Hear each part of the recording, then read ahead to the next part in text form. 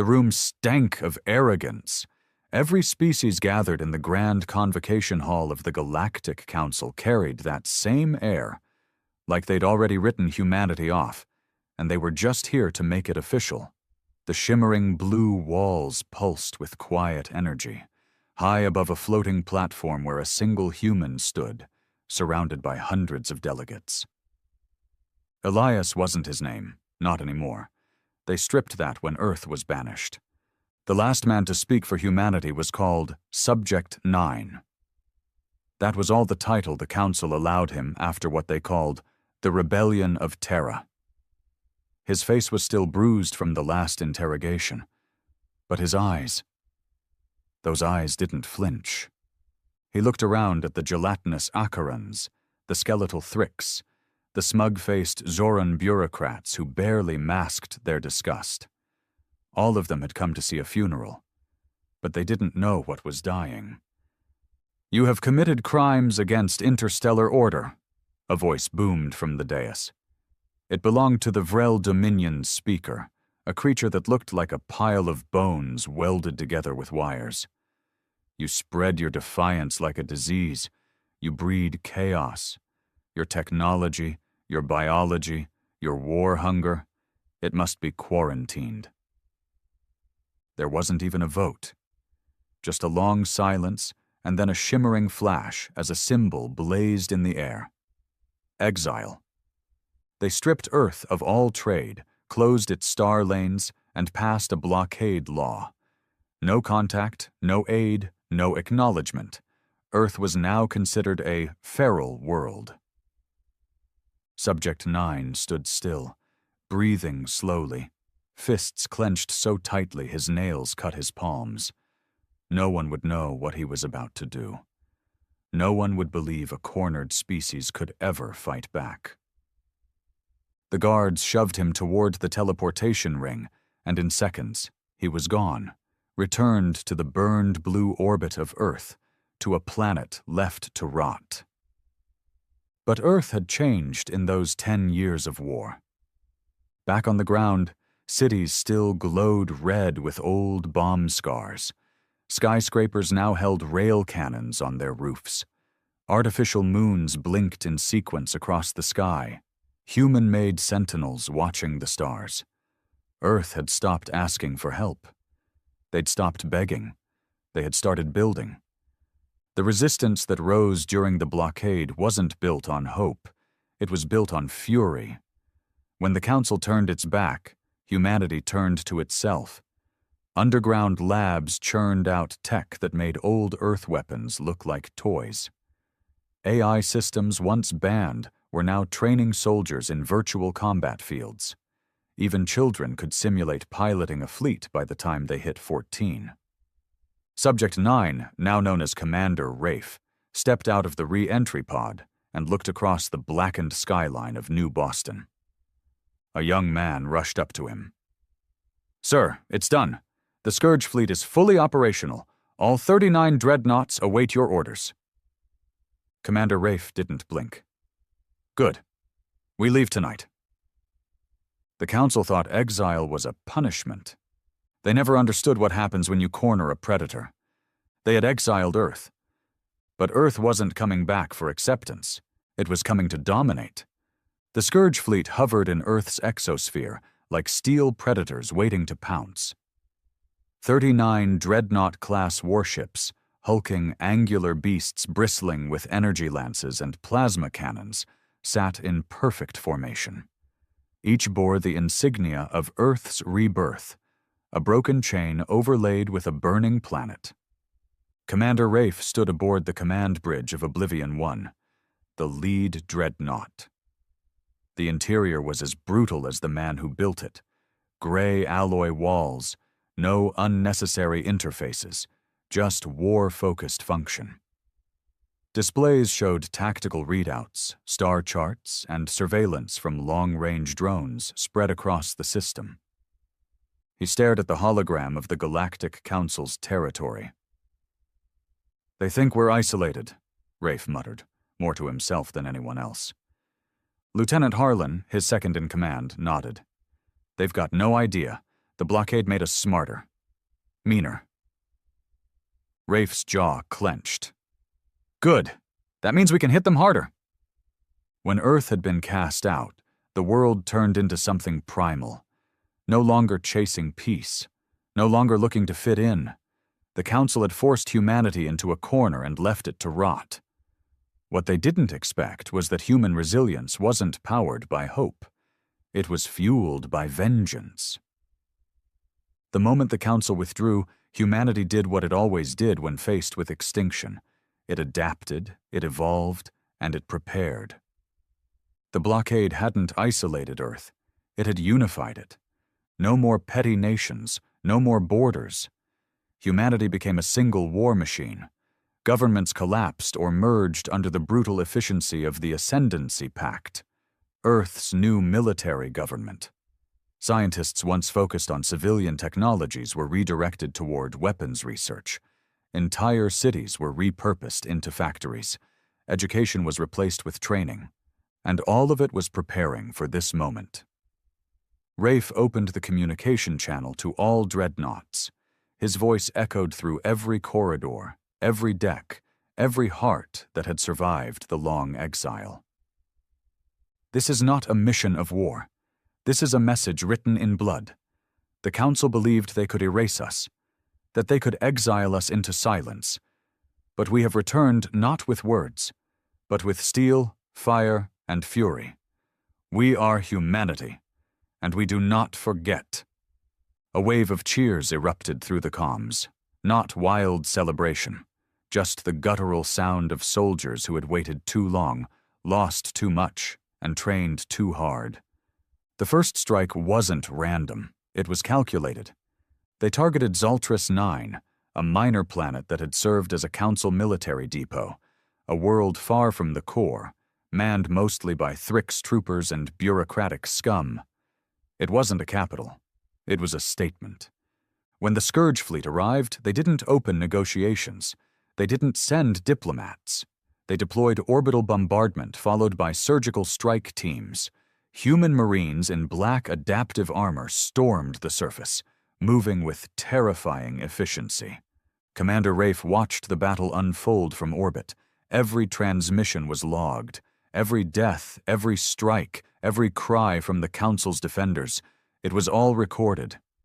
Within 4 hours, Zaltris 9 was dust and ash. The fleet's AI uploaded the footage onto every known interstellar data stream. A warning wrapped in footage of destruction. Earth doesn't forget, and now we do not forgive. The Council convened in panic. For the first time in centuries, the Grand Convocation Hall wasn't filled with smug indifference. It was chaos. The Vrel Dominion's ambassador slammed its skeletal limb against the floor. This is an act of annihilation. Earth has declared war. No, said the Joran envoy, voice trembling. They've declared judgment. Fear rippled through them, not just because of what Earth had done, but how fast it had done it. The blockade was meant to cripple them, yet somehow humanity had built a war machine from the ruins. What no one dared say aloud was the truth burning in every Council member's mind. Humanity hadn't just survived exile, it had thrived in it. Back on Earth, celebrations were muted. There were no parties, no parades, only silent recognition. This was only the beginning. Rafe didn't see victory in burning a single outpost. He saw it as the first domino. He gathered with his war council, scientists, tacticians, and the last surviving Terran generals. Holograms displayed enemy fleets, weak points in the Council's outer colonies, and known species that had once traded with Earth under the table. Zaltris will stir the nest, said General Toma, an old warhound with cybernetic implants riddling his skull. They'll respond fast. We can't wait for it. Rafe nodded. I don't want to. Let them come. They launched Phase 2 the following week. Strike teams, small, elite human units, were deployed across the galaxy. Their mission wasn't just destruction, It was psychological warfare. In council markets, they hijacked networks and played footage of the Zaltris massacre. In core worlds, they seeded the airwaves with recordings of Earth's black sites, secret labs where humans had broken council biotech barriers and created new soldiers bred from pain and precision. Even the council's elite assassins, once used to crush rebellions, were found dead in their own chambers, messages carved into their chests in Terran script. "We are awake." The council tried to mount a defense. They rallied fleets, enforced martial law, and offered peace talks through third parties. Rafe laughed when he heard that. He didn't want peace. He wanted justice. And that only came in one currency: blood. But deep inside, not every human was cheering. There were whispers among the lower ranks. Not everyone believed in the total war strategy. Some still hoped for reconciliation. That night, Rafe stood before the War Memorial in New Boston, a towering wall of names etched into obsidian. Names of those who died in the early chaos after the exile, families who starved, children lost to the blockades, scientists executed by the Council for refusing to surrender Terran blueprints. He placed his hand on the cold surface and closed his eyes. "It's not revenge," he whispered. "It's restoration." But even he wasn't sure anymore. When the next Council fleet arrived, 300 warships strong, they expected a brutal skirmish. They brought reinforcements. They brought dread. They expected resistance. What they got was extinction. Human dreadnoughts emerged from asteroid fields and cloaked positions, opening fire with kinetic rails and shockwave cannons that tore through shields like paper. Earth's new AI-controlled drones danced through space like vipers, slipping past defenses and piercing hulls. The battle lasted 17 minutes. Only 2 council ships survived, and only because Rafe let them. He wanted them to tell the others. He wanted fear to spread faster than his ships ever could. But Rafe also knew what was coming next. The Council wasn't just going to fight. They were going to unleash their own monsters. And deep in the black folds of space, something else was stirring. Something even the Council had hidden away. Something they thought humanity would never live long enough to awaken. Rafe watched the stars that night and whispered to them like an old soldier to his ghosts. "Bring it all. We're not afraid anymore." The silence after victory was worse than the war itself. That eerie calm between battles, when ships hovered in orbit like predators digesting a kill, and soldiers waited with blood in their veins, unsure where the next blow would come from. Commander Rafe stood in the upper observatory of Oblivion 1, staring at a holographic projection of Council space. They had taken Zaltris 9, shattered the border fleets, and humiliated the interstellar order. But in war, victory was never the end. It was just the first scream that brought everything else crawling out. The Council's silence wasn't fear. It was preparation. He could feel it.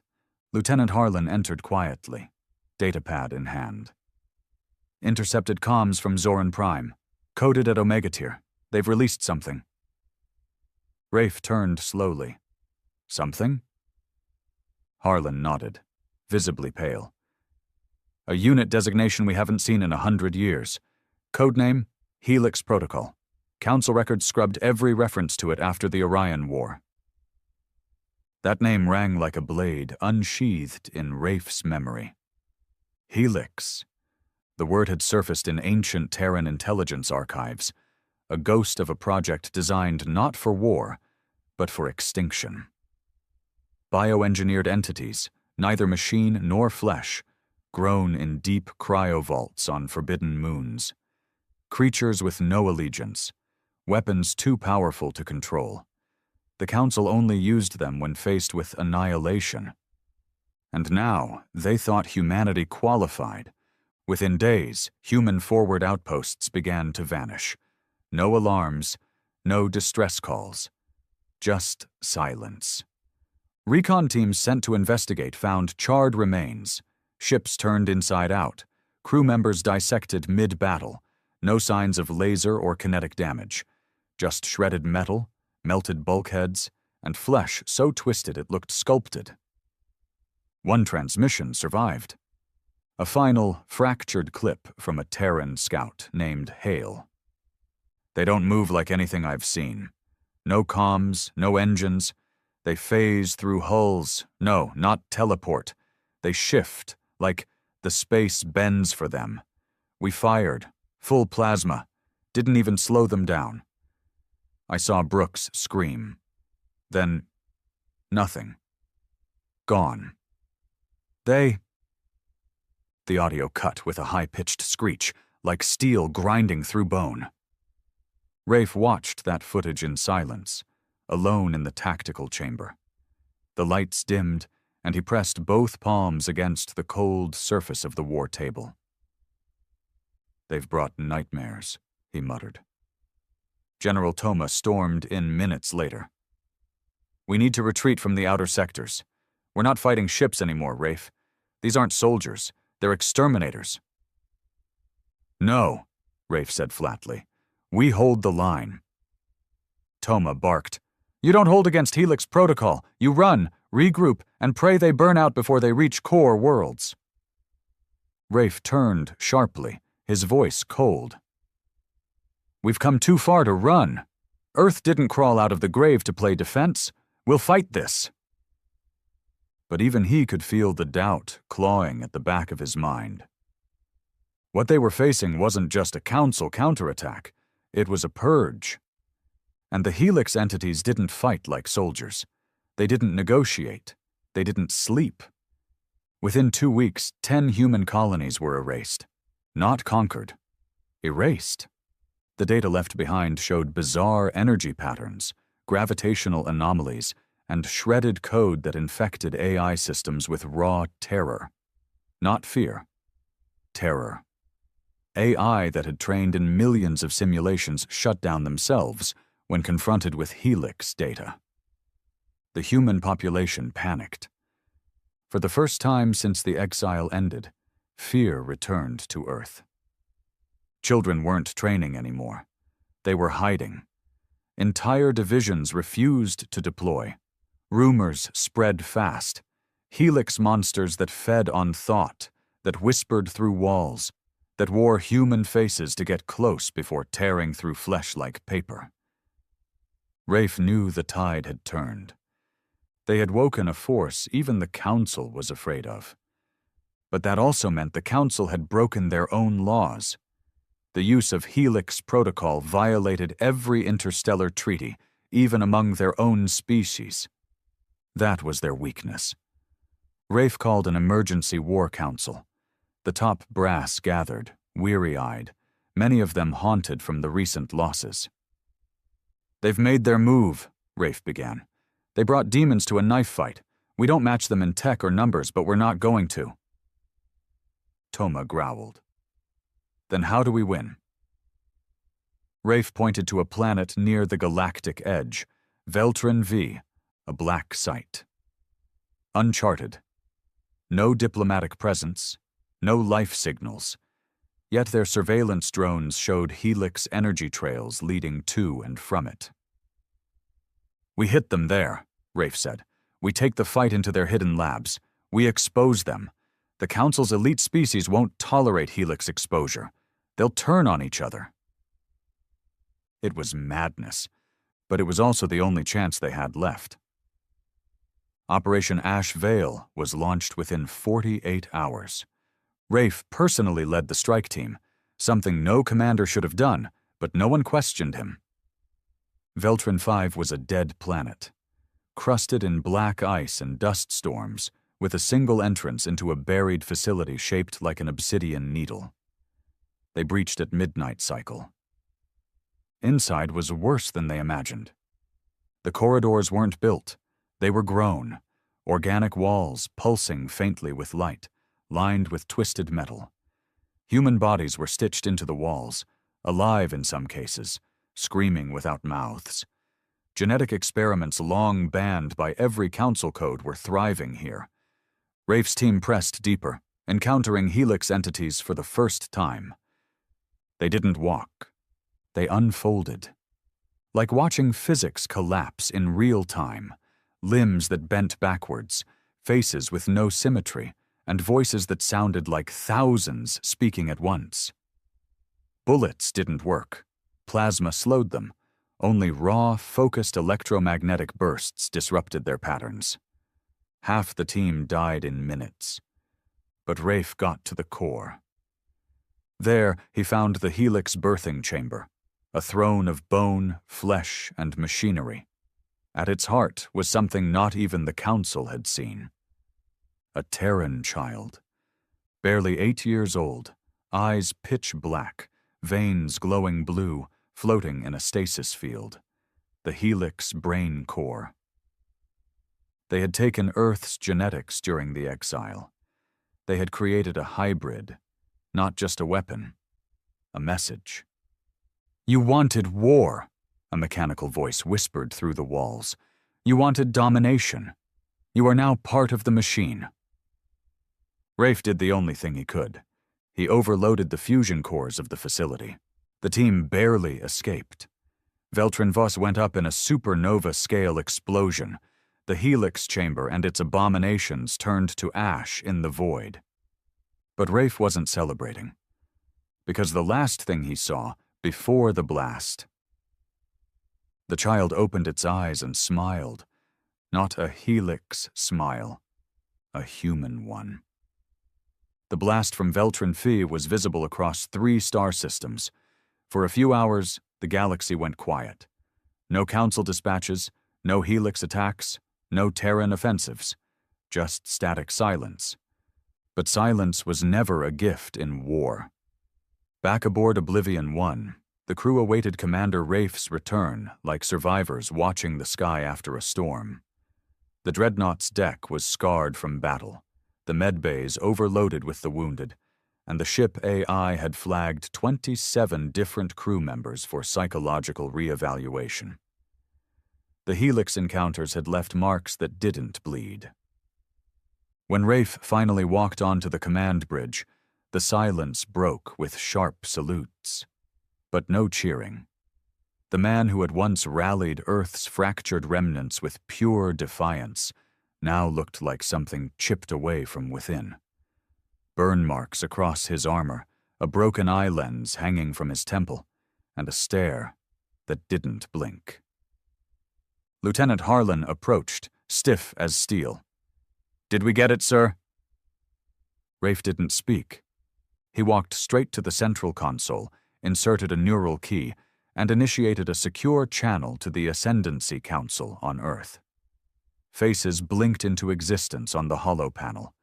Scientists, war generals, strategists, and the Supreme Overseer, an old hard man named Bannock. "Veltrin's gone," Rafe said, voice hollow. "But it's not over." Bannock narrowed his eyes. "Explain." "There was a child," Rafe said. "Human. Engineered as the Helix core. Our DNA twisted with whatever biocode they've been using. The Council didn't just weaponize monsters. They used us to do it." Murmurs erupted across the panel. Rafe held up a data crystal, flicking his fingers to display the last image. Those black eyes and that haunting smile. "This is their message. They didn't exile us to remove us. They exiled us to evolve us into something else." Bannock leaned forward. "You think they're building a new species?" Rafe nodded slowly. "Not building. Breeding. Humanity 2.0. Designed for obedience. Grown for conquest." The implication hit like a thunderstrike. Earth's survival had never been the plan. The Council hadn't feared human destruction. They feared human ascension. And to prevent it, they had tried to twist evolution itself. Suddenly, the war had a new front. It wasn't just about vengeance. It was about identity. About survival of the true human line. And Earth wasn't unified anymore. That same day, dissent broke out across the homeworld. News of the Helix child spread like wildfire. Conspiracy channels, pirate broadcasts, and militia factions began claiming Earth's own leadership had known, had collaborated, or at least ignored the warning signs. Cities that once trained child soldiers now had protesters marching through streets with signs that read, "No gods, no monsters, no hybrids." Commander Rafe returned to Earth under urgent recall. As his shuttle descended through the smog-choked skies of New Boston, he could see the changes. Fortified checkpoints, energy barricades, drones buzzing overhead. The war had turned inward. The Ascendancy Council convened in a bunker beneath the old UN ruins. As Rafe stepped into the chamber, Bannock greeted him with a hardened expression. "You've become a symbol," Bannock said, not kindly. "And symbols can be dangerous when they start shaking." Rafe stared him down. "People are scared, and they should be." "They're not scared of the Council," Bannock said quietly. "They're scared of you." That night, Rafe met with his old comrade, Marin, a veteran-turned-rebel who now led a breakaway militia called the Trueborn. "You saw the Helix kid, didn't you?" she asked, lighting a low-burning data sig. "Don't lie. The people are already talking." "I saw it," Rafe said. "It was made from us. It looked human. It acted almost human. But it wasn't." "Then why didn't you kill it yourself?" "I couldn't," Rafe admitted. "Not because I wouldn't, because I couldn't." It smiled at me, Marin, like it knew me. She exhaled. "Maybe because it is us." Marin didn't believe in the war anymore. She believed in separation, cutting off from Earth's ascendancy, forming an independent colony on Titan, away from both Council and Helix influence. But Rafe couldn't run. He had seen too much, and he still believed in finishing what was started. Before dawn, riots broke out in 3 major cities. A biolab in Old Shanghai was torched by civilians accusing it of cloning Helix tech. A Terran general was assassinated in a bunker blast. His killer wore a mask with the Helix spiral carved into it. Then came the worst message of all, from the Mars Orbital Relay. A scrambled signal, not from the Council, not from Earth, from the child. "You made me to survive. They made me to conquer. I belong to neither. I am what comes next." Rafe played it a dozen times, analyzed every frequency. It wasn't faked. The voice pattern was a perfect hybrid, Terran bass with unknown modulations. The child hadn't died in the explosion, it had escaped, and it was learning. A dark theory began to take root in Rafe's mind. What if the Council hadn't lost control of the Helix program? What if they'd let it go? Earth had forced the galaxy to fear it. Now the Council had given that fear a new face, one that looked like Earth, talked like Earth, but wasn't Earth. That night, Rafe stared at a mirror in his quarters. His reflection looked back with the weight of 2 wars pressing behind the eyes. He touched the mirror and whispered, "What if we're not the monsters anymore?" What if they were? He made a decision. No more waiting. If the Helix child was out there, somewhere in the deep dark between systems, it had to be found. Not by the Council, not by Earth's politics. By him. Rafe ordered a classified operation, codenamed Ghost Hunt. Only a handful of hand-picked veterans were selected. No AI, no data leaks, just old-school infiltration. They would track the child, contain it, and if necessary, end it. It wasn't vengeance anymore. It was mercy. But unknown to Rafe, the Helix child wasn't hiding. It was calling. And others were beginning to answer. Across abandoned sectors, faint energy pulses were activating old Council satellites. On ruined worlds, machines long dormant lit up with strange signals, helix frequencies layered with human voice echoes. The child was broadcasting. Not for help, for unity, because it wasn't alone. There were more. The ship wasn't marked, no nameplate, no lights, just matte black hull plating and heat scrubbers to keep it invisible to long-range scanners. It was an old stealth prototype from Earth's early rebellion years. Abandoned tech, outdated but untraceable. Commander Rafe called her Wraith 1. No crew beyond 6 hand-picked operatives, no AI to monitor them, no uplinks to Earth's war network, total isolation. He didn't need another war. He needed answers. They departed from a refueling station hidden in Saturn's rings. The team said little during liftoff. Veterans all, scarred, silent, loyal only to him. He didn't ask for their belief. He demanded their presence. And they came. Among them was Kyle, an ex-Intel slicer who had once hacked Council War satellites blind. Beside him, Lieutenant Bren, a sniper who never spoke more than 3 words unless bullets were involved. Then there was Dr. Mirel, a geneticist who once vanished after refusing to work on Earth's bioenhancement division. She'd returned when Rafe asked for help. That scared him more than anything. As they slipped into FTL, Rafe activated a map showing helix anomaly reports, spikes in power, strange gravitational warps, subspace echoes in the form of laughter. It was a trail of ghosts. But they weren't chasing phantoms. They were chasing something that remembered them. They reached the first coordinate, System RAL 9, a graveyard sector. 10 abandoned mining colonies, all gutted. Planetary debris circled a red dwarf star like shattered bone fragments. Their approach was silent. Rafe activated visual scans. Kyle muttered, "No comms, no signals. But something's wrong with the light curves on Station 7. Reflections warped, like gravity's distorted." "Scan for phase anomalies," Rafe ordered. The ship pulsed. Dr. Mirel frowned.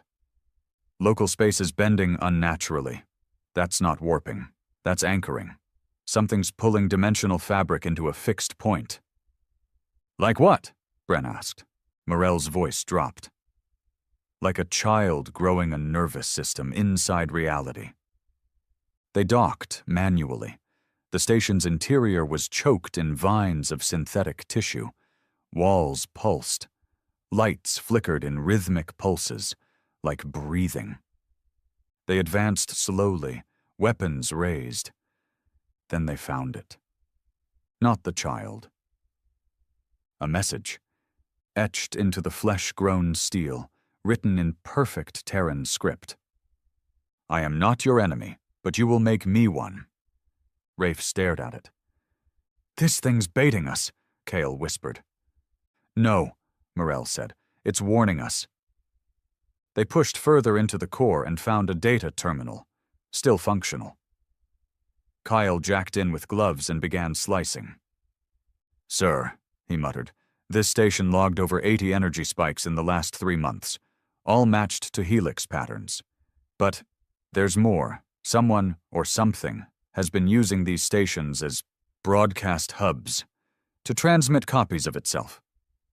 "Copies?" Rafe asked. "Brainwave echoes, memory fragments, emotion loops, not full consciousness. Just impressions." Mirel's face turned pale. "It's replicating its mind across systems." Rafe clenched his fists. "Why?" Before anyone could answer, every panel in the room lit up, not just with data, with images, flashes of Earth, old Earth, bombed cities, children in training fields, executions, famine, and him, Rafe, on the battlefield, helmet off, covered in blood, lifting a crying girl from rubble. The screen zoomed in on the girl's face. Black eyes, blue veins. The child. Rafe staggered back. That's not possible. It recorded you, Morell whispered. From the very beginning, your DNA, your voice, your leadership. Bren muttered, It's imprinted on you. Suddenly, the station shuddered. Warning lights blinked. Kyle screamed, We've got incoming! Outside, space rippled, like fabric torn in silence. A helix entity emerged, 3 stories tall, limbs folded in sharp fractals, no defined form, just angles and limbs and eyes that blinked in sequence. No ship, no engines, just presence. Shut it down, Rafe barked. They bolted back to Wraith 1. Kyle triggered the overload protocol, frying the station's core as they undocked. The entity didn't chase them. It just watched. And then it vanished into a blue shimmer, folding space around itself like a curtain. Back aboard the ship, the crew was silent. Morell broke it. It didn't attack because it recognized us. More importantly, it recognized you. Rafe paced. We need to know what it's doing, where it's going. Kyle pulled up a map, tracing the broadcast pattern. Every station follows a path. It's spreading its essence like seeds. One trail leads into the cradle void. Rafe froze. That name was banned on every star chart. The cradle void wasn't a system. It was a phenomenon. A dead zone in space where no signals escaped. Council ships vanished there. It was said to be where the first AI wars began and ended. Rafe nodded. Plot a course. Kyle hesitated. Sir, even the Council doesn't go there. Exactly. The trip took 4 days in silence. Every crew member felt it. The void wasn't just empty. It rejected presence. When they arrived, space looked wrong.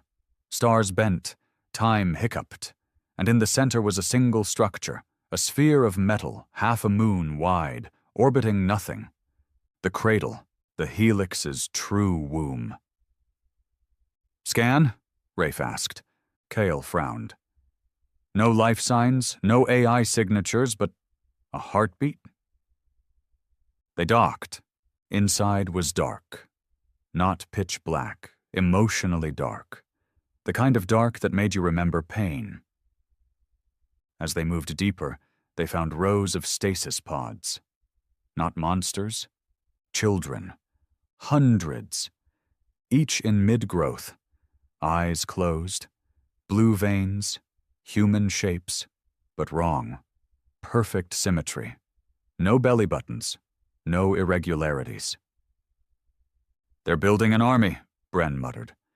No, Morell said. They're building a successor. This is a species farm.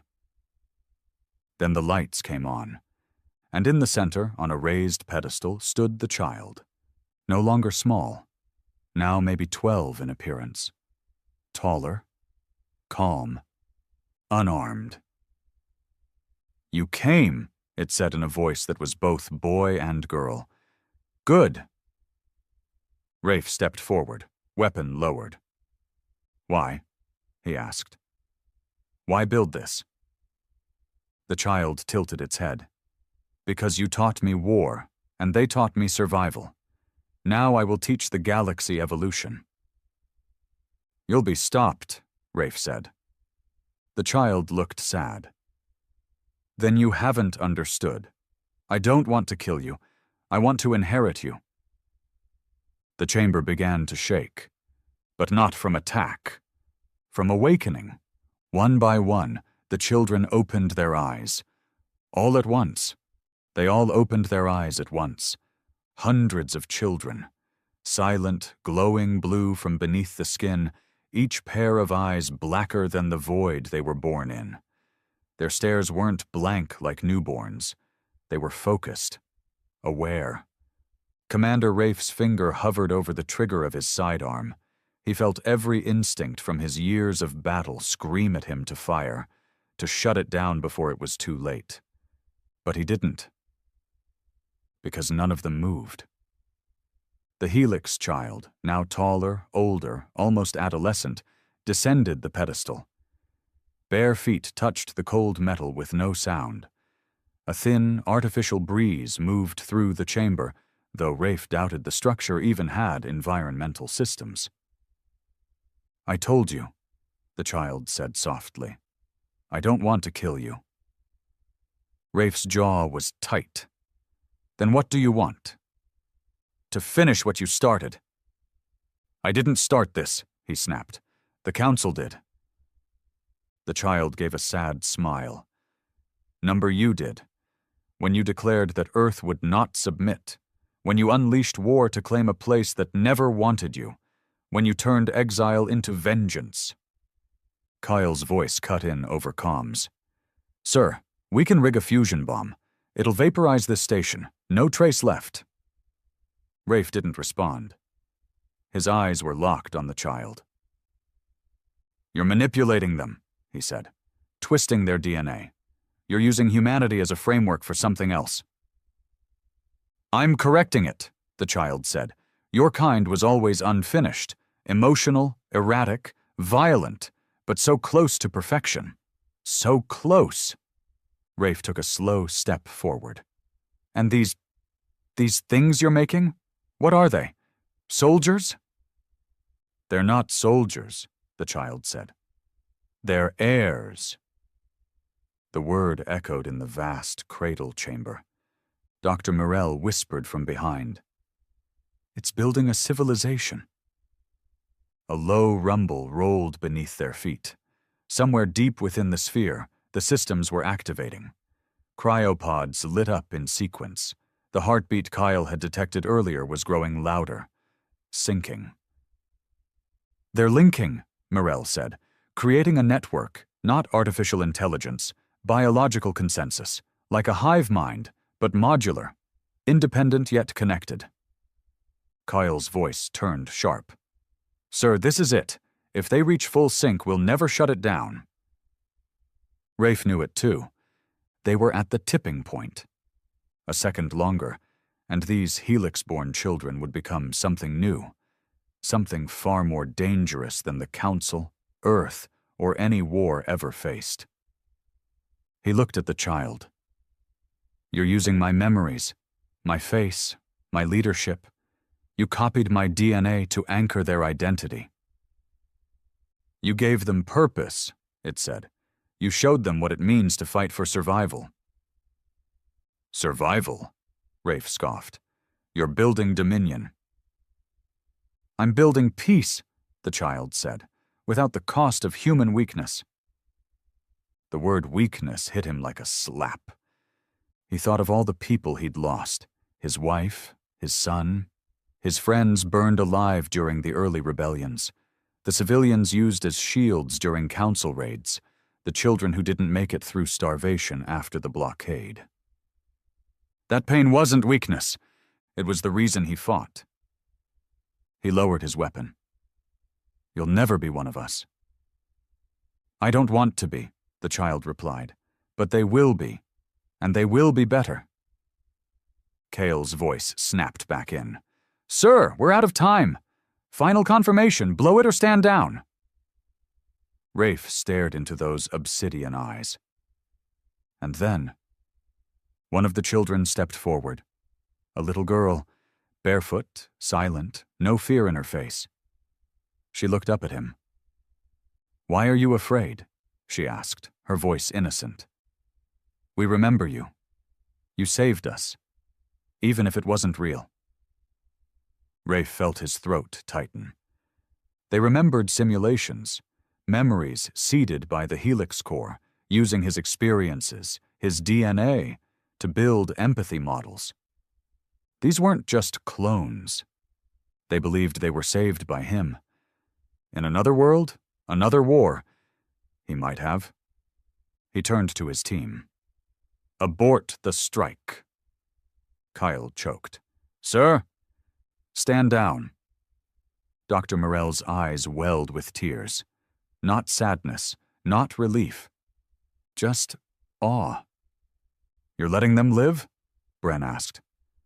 Rafe looked at the rows of children, Some holding hands, others blinking slowly, their minds in sync with a future he couldn't predict. "I'm giving them a chance," he said. "That's more than we ever got." They left the cradle sphere without a single shot fired. As Wraith 1 pulled away, the cradle closed behind them, folding itself back into the void like it was never there. Kyle sat in silence. Bren stared out the viewport. Morell finally said what none of them wanted to. "They'll outgrow us." Rafe nodded. "Then we make sure they outgrow our mistakes." Back on Earth, the war was still burning. Council fleets were pressing harder into fringe colonies. Trueborn militias had declared open rebellion. The Ascendancy Council was on the verge of collapse, split between those who wanted peace and those who demanded annihilation of the Helix threat. Rafe returned to a broken planet. And this time, he didn't bring victory. He brought a warning. "They are not our enemies," he told the Council, "but if we push them, they will become something worse than we ever imagined." Supreme Overseer Bannock sneered. "We don't negotiate with experiments." "They're not experiments anymore," Rafe said. "They're a civilization." Bannock's voice was venom. "They're your creation, Commander. If this ends in fire, your name will burn with it." Rafe didn't flinch. "Let it." He walked away. That night, as Earth's fractured factions plotted their next move and the Council massed fleets at the galactic rim, a single signal was received across every open channel. "We will not be judged by your past. We are not your legacy.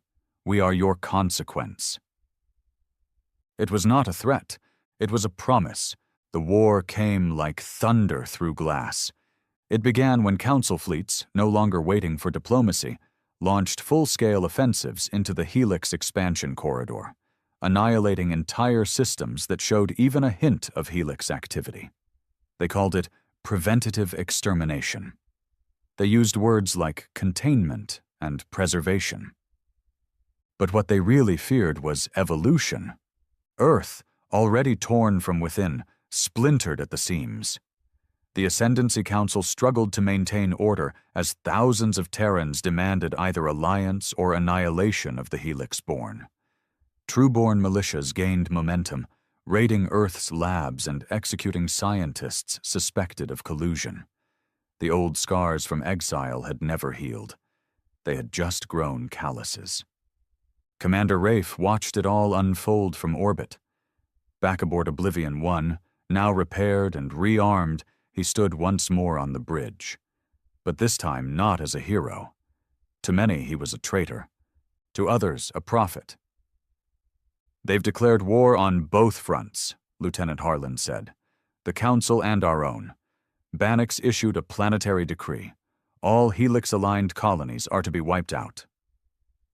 Rafe stared at the tactical display. Red zones expanded with every hour, Earth's own fleet bombing Terran sectors suspected of harboring Helix sympathizers. No trials, no warnings, just fire. "They're afraid," Rafe muttered. "Afraid of what they can't control." Kyle, now reinstated after the Cradle mission, entered from the ops room. "We intercepted Council chatter. They've developed a weapon. Codename, Golgotha." Rafe turned. "What is it?" Kyle hesitated. "Planet killer. Artificial nova bomb. Designed specifically to collapse the Cradle Sphere's coordinates into a singularity. One strike, total annihilation." "And how far along?" "They've deployed it. One dreadnought escorting it across the outer rim." The room went silent. "They're not fighting a war," Morell said softly. "They're committing genocide." Rafe didn't hesitate. "Plot and intercept?" Harlan blinked. "You mean to stop it?" "Sir, Earth will brand us as traitors." "They already have," Rafe replied. "And if we don't act, they'll destroy an entire species that never fired a shot at us." He looked at his crew. each one hand-picked, each one scarred by war and betrayal. This is the line.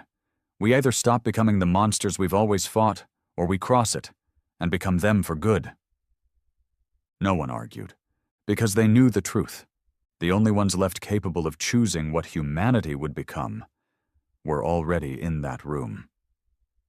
They reached the Council Dreadnought convoy 3 days later. The Vigilance Ascendant was an older model, massive, slow, heavily armored.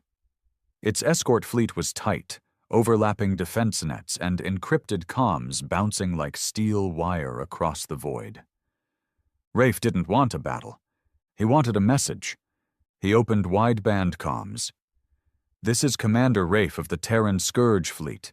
You are carrying an unregulated extinction-class device. Abort your mission and stand down, or we will disable your vessel." There was silence. Then a response. Calm, male, highborn. "This is Captain Erin of the Vigilance Ascendant. You are a disgraced outcast speaking for a rogue government. We do not negotiate with aberrations." Rafe's eyes darkened. "Then you've made your choice." The battle began in silence. Oblivion 1 launched EMP torpedoes, knocking out the forward sensors of 2 escort ships. Kyle activated cloaking on the flanking strike vessels. Railgun fire punched through shields faster than the Council expected. But the Vigilance Ascendant didn't flinch. It launched the Golgotha. A sleek, coffin-shaped missile, powered by a collapsing dark matter core, hurtled toward the coordinates of the cradle. Rafe didn't blink. "Harlan, intercept that missile. Full thrust." The dreadnought groaned under strain as its thrusters screamed to life. The intercept window was under 2 minutes. If they missed, it would reach the Helix sphere, and the war would end in fire. But Rafe didn't want it to end. Not like this. Not with another genocide. As the Oblivion 1 closed in, Harlan shouted, "We're in range!" "Fire now!" 3 plasma disruptors launched, spinning through the dark like spears. The first 2 missed. The third hit the missile's propulsion core. A silent explosion tore through space, sending a shockwave across the vacuum. The Golgotha was gone. But the price was high. The Oblivion 1 was hit by return fire. Hull breaches, decompression, casualties. As alarms screamed, Rafe dragged himself to the central console. Blood streaked down his temple. He sent one final transmission to the Vigilance Ascendant. "This is not the end. You won't kill them all. They're not your enemy. You are." The Council vessel disengaged. They weren't ready for prolonged battle. Not here, not now. But the damage was done. Earth declared Rafe a traitor that day. A bounty was placed on his head. His name was erased from official records. And deep in the cradle, the Helix children, now fully awake, received the signal. Not of destruction, but of protection. A week later, Rafe met the child again. This time aboard the cradle sphere itself. The child had grown again, now appearing 16. Taller, more human, more calm. "You stopped them," it said. "For now," Rafe replied, "but they'll be back. They always return to the cycle." "Then we break it."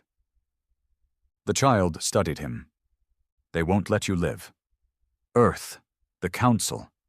You've betrayed them both." Rafe nodded. "I know. So what will you do now?" He looked around the chamber, the hum of energy, the whisper of futures being built. "I'll stay here. Teach, warn, help you avoid becoming what we did." "You would lead us?" "No," Rafe said. "You don't need another leader. You need a mistake. Someone to remind you what not to become." The child smiled.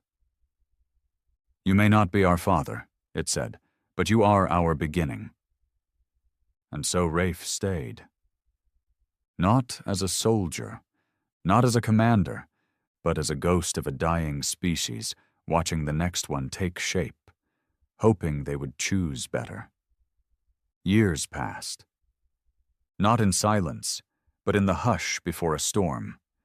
The galaxy, once a cacophony of empires and wars and declarations, seemed to pause, watching, waiting, questioning what the Helix-born were becoming. They didn't expand like conquerors. They didn't invade or demand territory. Instead, they sent messages. Simple, wordless beacons to fringe systems and dead worlds, showing images of rebirth, of technology fused with biology, of minds connected without chains, of unity without control. The Council ignored them at first, then tried to silence the signals. They failed. Earth's ascendancy splintered within a decade. Bannock died under mysterious circumstances. Some said his own guards turned on him. Others claimed the Trueborn assassinated him for dealing with rogue Helix colonies in secret. His replacement, Chancellor Arlen, attempted diplomacy. But diplomacy didn't mean power anymore, because Helix didn't want power. They wanted space, to grow, to evolve. Without war, without old ideologies dragging them backward. Commander Rafe, once Earth's spearhead, now the ghost inside the cradle, watched it all unfold from a distance. His skin aged, his muscles weakened, but his mind remained sharp. Fed by Helix neurotethers, he lived far longer than any Terran should have. Not immortal, just delayed. The Helix-born called him the fossil. Not out of mockery, but reverence, a living artifact, the proof of what came before, a man who gave them a choice when others only offered chains. One evening, he sat alone on the observation deck of the cradle sphere, gazing into the void. The Helix child, now appearing in its early 20s, approached. It didn't need to speak. They communicated in silence, shared memory flashes, emotional code. But this time it used words. "They're coming." Rafe didn't ask who. He already knew. The Council had regrouped, not just the old regimes, but new ones too. Factions formed from shattered empires, desperate to stop what they didn't understand. Earth was among them. A final alliance, one last stand to claim the galaxy back. They called themselves the Purity Accord. Rafe turned to the child. "You ready for them?" "Yes," it said, "but we will not strike first." "You sure that's wise?" The child nodded. "We are not them. If we become them, we inherit their failure." Rafe sighed, rubbing the aching joints in his hands. "You sound more human every day." "I'm not," it replied, "but I remember what it was like to want to be." He smiled weakly. "That's enough." The attack began at the edge of the cradle's influence. Distant moons and mining outposts converted by Helix networks into learning hubs, peaceful settlements. No weapons, no shields. The Purity Accord incinerated them. They didn't announce war, they didn't offer demands, they just burned. Over a dozen Helix colonies were destroyed in under 48 hours. No survivors, no distinction between adult or child. It was meant to provoke. And it worked. Rafe stood inside the core nexus as the Helix Council, an assembly of the oldest born, now physically indistinguishable from humans, argued. Some wanted to retaliate, to flatten the Accord worlds, to prove their strength. But the child, the first, held them back. "No," it said. "We will not answer violence with violence." Rafe watched the debate unfold with the weariness of an old soldier who had seen too many noble ideals end in graves. "They won't stop," he warned. "You know that." "Yes," the child said, "but we will give them one final chance." A signal was sent, a message broadcast across the Accord's network. It showed the cradle, the children, the farms, the schools.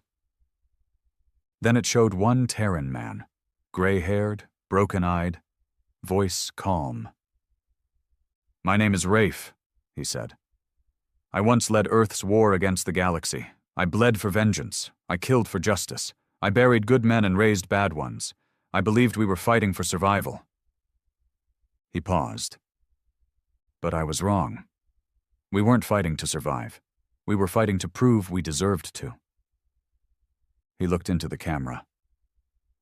"You've made your decision, but this time I will make mine. We will not kneel, we will not bow, we will not run, we will stand. And if you burn us, the galaxy will remember who lit the fire." Transmission ended. The Accord responded as expected. They came with a fleet of thousands, warships spanning kilometers, weapons that folded stars and split moons, but the Helix did not respond in kind. Instead, the cradle opened. From it emerged a sphere of living light, an energy lattice built from Helix consciousness, expanded into physical form. Not a weapon. A mirror, it reflected their war. It showed every ship, every soldier, every war crime, and every lie. And then it stopped. The fleet didn't fire, not because they were moved, but because every ship's AI shut down. Every weapon was deactivated, not by hacking, by choice. The Accord's soldiers wept. Some begged for orders that didn't come, because they saw something no sensor could register. Themselves, what they had become. The fleet retreated. Not in defeat, in surrender. The war ended that day, not with a battle, but with understanding. Rafe died 3 years later. Not in pain, not in glory. He died quietly, surrounded by Helix children, on a small platform orbiting the cradle. His eyes staring at the stars, as if trying to remember what it felt like to see them for the first time. The child, now fully matured, delivered the eulogy. "This is the last man who chose to remember the pain, even when it would have been easier to forget. He gave us choice, he gave us patience, and above all, he gave us time." Rafe's body was not buried, it was converted, not into code, but into memory. The Helix stored his essence not to worship, but to learn. They called it the Fossil Archive. A library of failure. So they would never forget where they came from. In time, the Helix didn't replace humanity. They preserved it, not as a species, but as a story. A tale of rage and ruin and redemption. And in that story, one name was always spoken first, not as a savior, but as a warning. Rafe, the last human,